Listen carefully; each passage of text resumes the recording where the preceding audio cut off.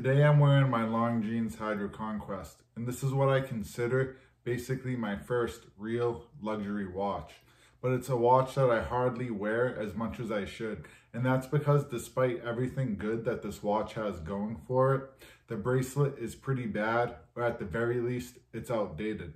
There's no diving extension or ability to make micro adjustments without any tools. And the ability to make micro adjustments with tools are pretty minute. This watch either fits too tight or too loose whenever I add or remove a whole link, and it pretty much takes so much effort that, well, I just start doing it. But I have finally remedied this issue. I put this watch on one of Artem Sailcloth straps, and wow, what an improvement this makes. I like this strap so much that I actually ended up picking a couple more up from my other watches. This watch is on the looseless style strap. It is black with black stitching. Immediately upon seeing this strap, I could tell it was high quality and it exceeded all of my expectations. Sailcloth is exactly what it sounds like. It's the textile used in boat sails.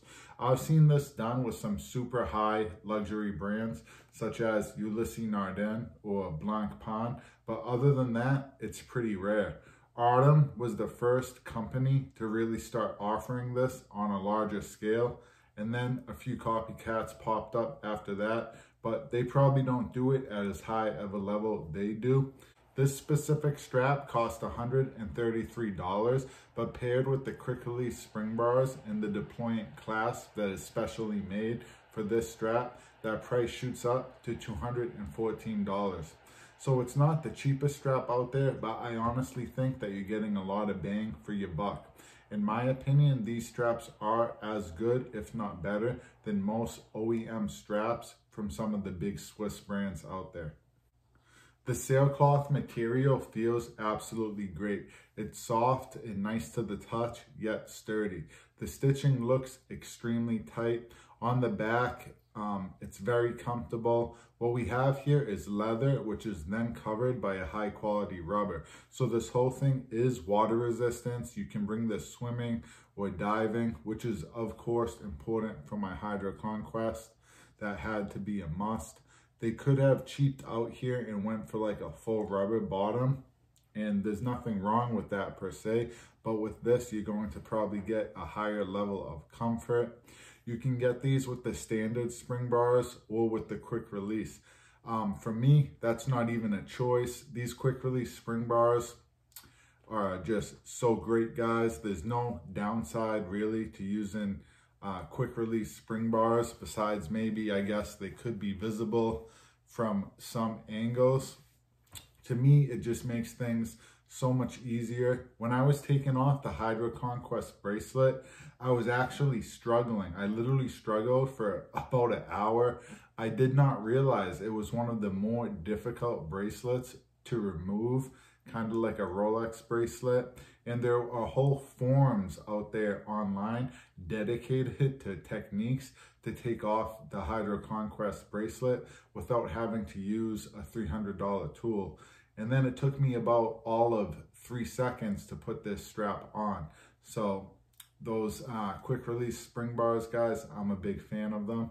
If you want to bust out your tools and scratch the hell out of your lugs every time you change the watch strip, you do you, but I'm always going to get these if I have an option. On the front, we have a soft silicone to reduce wear through the strap holes. And I like the look of this, guys. I think it adds character to the watch strap, especially with the black on black styling here. It's just a sharp look, but of course, it's also functional. It's gonna save a little bit of wear through those holes. This changed up the look for me a lot because unlike the bracelet on the Hydroconquest, this strap tapers.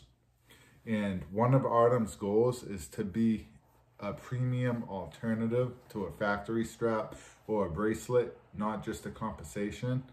And I can tell you that on this watch, this strap isn't just an alternative. It's hands down an improvement. This watch's new home is going to be on this strap, and it's just not going back on that bracelet anytime soon. It really improves the looks, I think. But you guys let me know down in the comments, what do you think about this watch on this particular strap? How do you guys think that looks? What really brings this strap all together though is the special deployant clasp that is made specifically for this strap. In combination, this creates a loopless effect. And when you're closing this strap down, it does not bend excessively like it does in your standard straps. That's why we get that loopless effect. And this is inspired actually by the Omega Seamaster Snoopy watch strap, the special edition. The excess strap, it's hidden well underneath opposed to going over the top, and it just creates an awesome feel on wrist. The actual quality of the clasp as well is very well done. I don't think it's quite comparable to the finishing on my Omega pin buckle clasp, but it's really well done. It's kind of rounded in spots, and in other spots it gets a little sharper. It looks great and it feels great when you're operating it. These things are hard to kind of put into words. Sometimes with watches, you really have to feel it to your touch, and it is high quality. Make no mistakes about that. It is better than Seiko or Tissot or some of those lower end watch straps out there. It's definitely comparable to something more like my Omega. And deployant clasps in general are usually found on more premium level watches. So as a total package, I'm really impressed. On my channel, I try to always give both pros and cons of a watch, of a strap, and I honestly can't find too many faults with this strap. If Breitling or Zenith would have produced the same strap, it would probably cost about $1,000. So again, at the total price point, all in all, if you're getting this strap to its full capacities, with the quick release spring bars, with the special deployant clasp, $214, I think it actually is, you know, a lot of bang for your buck. Because again, some other companies would probably charge $700, $800, even $1,000 if we're going to go ahead and include a deployant clasp like this. I told you guys I picked up a couple more of these straps, so I also picked up the same strap in blue. I'm going to be putting that on my Omega Seamaster. I think that's going to look super sharp. I picked up a black strap, a different style of strap, a little bit different style of strap in 20 millimeter, because there's a couple different watches I could put that on. I have a couple different ideas, but this one has the white stitching. It's super sharp look, guys. I actually think this would look pretty cool on my night diver.